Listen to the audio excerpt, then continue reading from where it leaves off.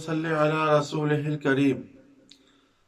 دوستو عزیزو، حضور صلی اللہ علیہ وسلم نے صحابہ کرام رضی اللہ تعالی عنہم اجمعین پر ایسی محنت فرمائی کہ غیب ان کے سامنے بالکل میرے دوستوں بھائی بزرگوں ایسے تھا جیسے ہمارے سامنے میرے دوستوں سورج ہے، چاند ہے۔ ہم کہتے ہیں ہمارے رات کو کہتے ہیں چاند نکلا ہوا ہے، دن کو کہتے ہیں سورج نکلا ہوا ہے۔ جیسے ہمیں اس کا یقین ہے غیب کی باتوں کا، ایسے ہی اس سے بھی کہیں زیادہ صحابہ کا یقین بن چکا تھا۔ تو میرے دوستوں بھائی بزرگوں، عرب میں پہلے لوٹ کھسوٹ، خواتین کی عزتوں کو برباد کرنا، قتل و غارت، مال کا چھین لینا، راستے میں پڑاؤ ڈال کے قافلوں کو لوٹ لینا اور خون مار دینا۔ ایک حاملہ عورت جاری ہو، پیٹ میں بچہ ہو، کہتے ہیں اس کے پیٹ میں کیا ہے؟ اچھا ابھی دیکھ لیتے ہیں، فوراً تلوار ماری اور اس کا حمل ضائع کر دیا۔ اللہ، کوئی ڈر و خوف نہیں کہ کوئی دیکھ رہا ہے کہ مرنا ہے، مرنے کے بعد اللہ کے سامنے جانا ہے، اللہ کے سامنے ساری کارگزاری لی جائے گی، اس وقت ہمارا کیا بنے گا؟ ایک آدمی اپنے پاؤں کو لمبا کر کے جو ہے نا وہ بیٹھ جاتا، کہتا کوئی میرے پاؤں کو پھلانگ کر دکھائے، میرے پاؤں کو کوئی پھلانگ کر دکھائے، یہاں سے نکل کے دکھائے۔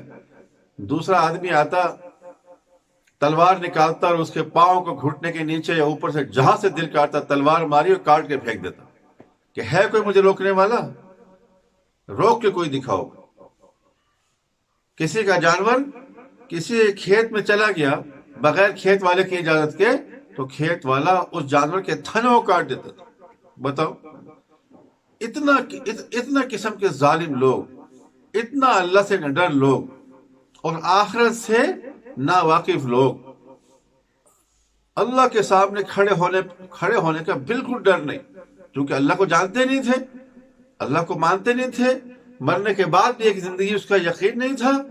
حضور پاک صلی اللہ علیہ وسلم نے ایسی محنت فرمائی کہ غیب کی چیزیں ان کے سامنے کھل کر آ گئی، غیب کی چیزیں ان کے سامنے کھل کر آ گئی۔ ایک صحابی آئے، آپ علیہ السلام نے پوچھا جس سے مفہوم ہے کہ رات کیسے گزاری؟ یا رسول اللہ ایمان کے ساتھ گزاری۔ اللہ کے رسول نے فرمایا جس سے مفہوم ہے کہ ہر چیز کی کوئی دلیل ہوتی ہے، تم نے ایمان کے ساتھ گزاری، اس سے کیا دلیل ہے؟ یا رسول اللہ، میں جو میرے دائیں بائیں کرامن کاتبین ہیں ان کے لکھنے کی آواز کو سنتا ہوں، ان کے لکھنے کی آواز کو سنتا ہوں، اور جہنم میں جو لوگ ہیں چیخ و پکار کر رہے ہیں، رو دھو رہے ہیں، ان کے چیخ و پکار کی آواز میرے کانوں میں آتی رہتی ہے، اور جنت میں جو لوگ مزے کر رہے ہیں، اللہ کی نعمتوں سے فائدہ اٹھا رہے ہیں، باغات میں پھر رہے ہیں، سونا چاندی گھروں میں رہ رہے ہیں، گویا وہ منظر میرے سامنے ہر وقت رہتا ہے اور میں ان کو دیکھ رہا ہوں خوش ہوتے ہوئے، ان کو دودھ کی نہر سے دودھ پیتے ہوئے، شراب طہورہ کی نہر سے پاک شراب پیتے ہوئے، شہد کی نہر سے شہد پیتے ہوئے، اور باغات میں جھومتے ٹہلتے پھرتے، گویا جنتی سب میرے سامنے ہر وقت رہتے ہیں۔ آپ علیہ السلام نے فرمایا جس مفہوم میں کہ بھائی اس صحابی کا ایمان اس درجے کا ہے، اللہ اکبر، کہ اللہ اس سے خوش ہیں، مبارک ہو تمہیں، تم اپنے ایمان کو سنبھال کے رکھو۔ تو میرے دوستو، حضور پاک صلی اللہ علیہ وسلم کی محنت کے بعد صحابہ کا ایسا یقین بن گیا۔ آج تو ہم روپے کے لیے جھوٹ بول دیتے ہیں، روپے کے لیے جھوٹ بول دیتے ہیں، لاکھ تو پھر کہاں، 1 کروڑ تو پھر کہاں، اس کے لیے کتنا جھوٹ بول سکتے؟ یا آج نفع 1 روپیہ نفع مل رہے، 10 روپے نفع مل رہے، 50 روپے 100 روپے کا نفع ہو جائے گا، 1000 کا نفع ہو جائے گا، فوراً ہم جھوٹ بولتے، اتنے کی تو آئی ہی نہیں ہے، اتنے کا تو میں نے خریدا ہی نہیں ہے یہ سامان، آپ اتنے کا مانگ رہے ہیں، مجھے تو نقصان ہو جائے گا، میری قیمت خرید بھی اتنی نہیں ہے، حالانکہ اتنے میں بیچنے میں بھی اس کو اچھا خاصا نفع مل رہا ہے۔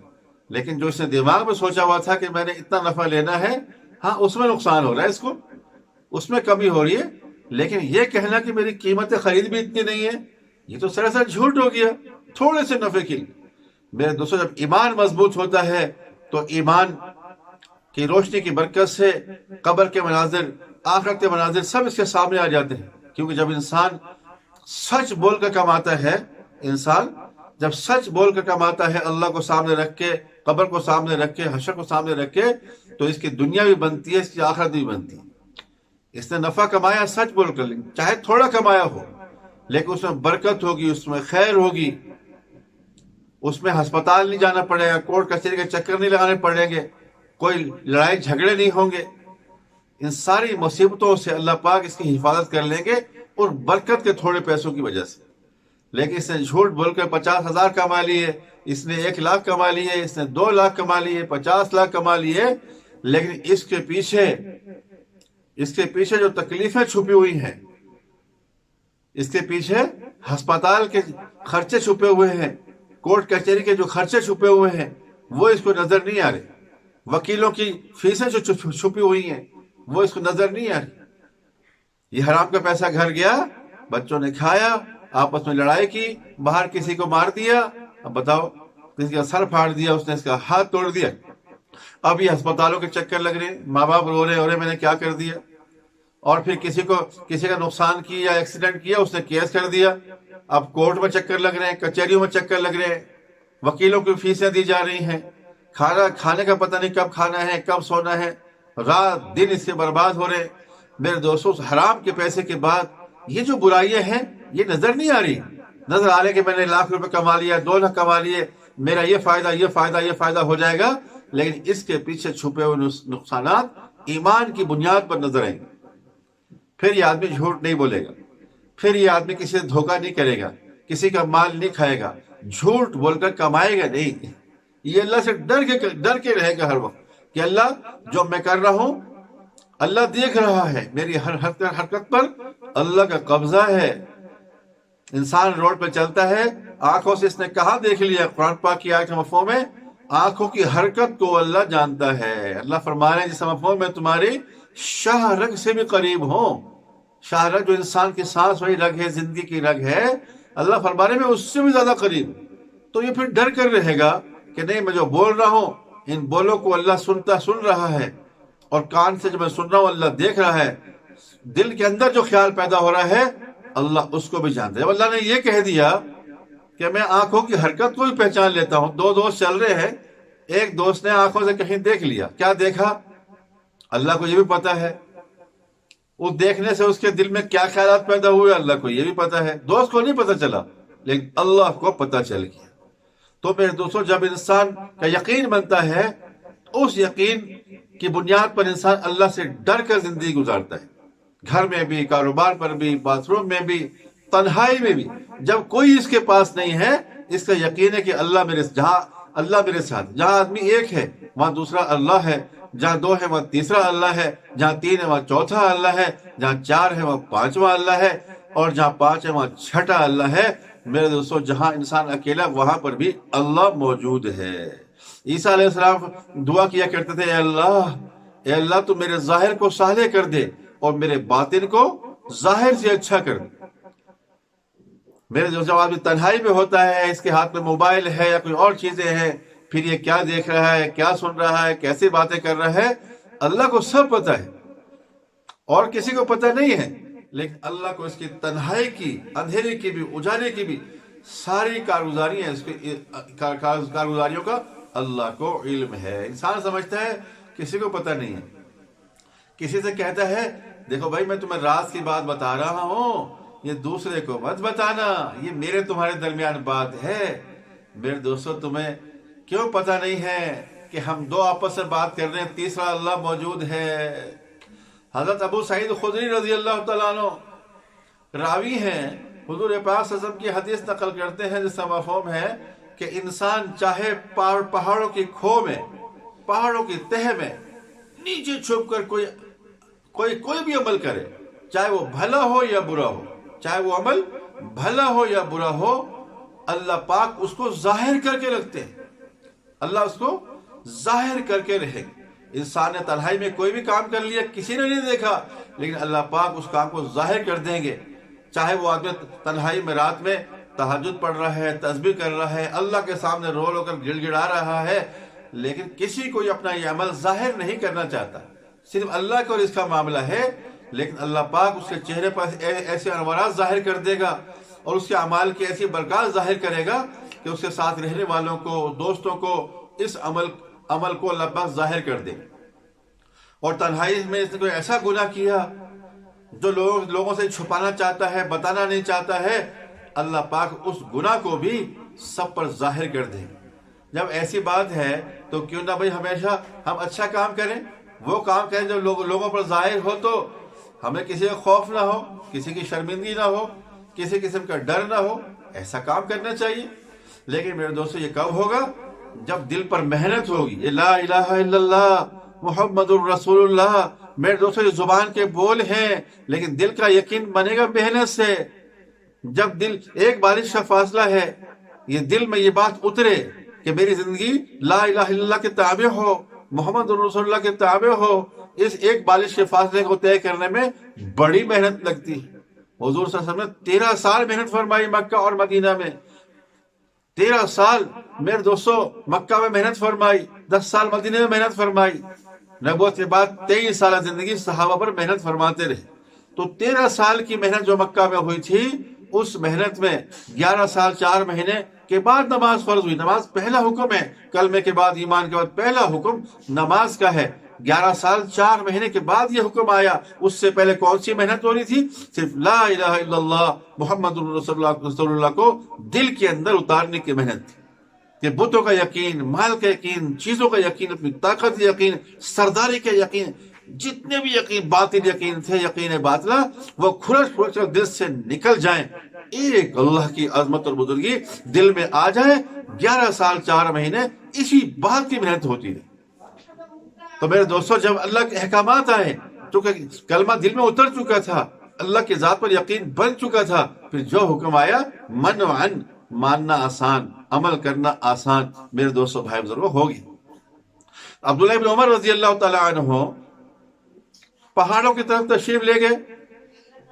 عرب میں یہ پہلے بھی عادت تھی، اب بھی ہے، کہ جب موسم اچھا ہو تو گھروں سے وہ کھانا بنا کر وہ پہاڑوں کی طرف چلے جاتے تھے اور کہ اچھی جگہ پر بیٹھ کے کھانا کھاتے تھے. وہاں چلے گئے تو وہاں دیکھا ایک گڈریا، بکریاں چرانے والا، بکری چرا رہا چرواہا. اس کو بھی بلایا، آ جاؤ بھائی، آ جاؤ، تم بھی کھانا ہمارے ساتھ کھا لو، آؤ نا. تو گڈریا نے کہا میرا روزہ ہے حضور، میرا روزہ ہے. حضرت عبداللہ ابن عمر رضی اللہ تعالیٰ بڑے خوش ہو گئے کہ ارے بکری چرانے والا اتنی سخت دھوپ میں، اتنی گرمی میں، پہاڑوں میں، جبکہ رمضان کا مہینہ بھی نہیں ہے، پھر بھی روزے رکھ رہا ہے اللہ کے لیے. اللہ اکبر.